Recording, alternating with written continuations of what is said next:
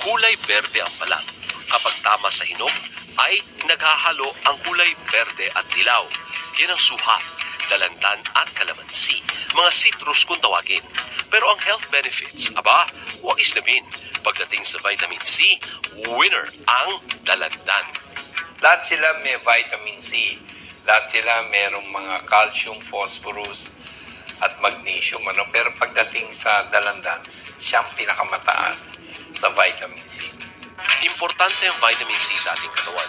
Ito ang tumutulong sa pag-metabolize ng protein sa ating katawan na nagiging antioxidants. Ito naman ang nagbibigay proteksyon sa atin laban sa mga sakit at panlaban sa cancer.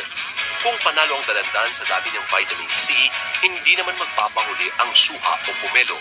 Aba, akalain nyo, siya lang ang hitik sa iron.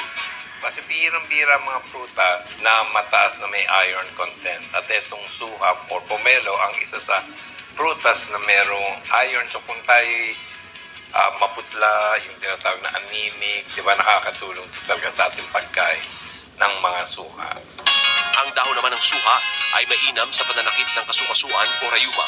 Aminin, uso ito ngayon dahil malamig ang panahon.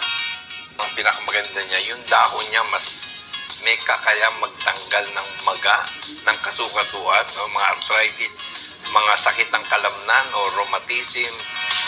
Ang pinakamadalas namang gamitin sa tatlong citrus na ito ay ang kalamansi. Mainam itong pampalasa sa mga lutuin. Ginagamit din tuwing nagmamarinate ng karne.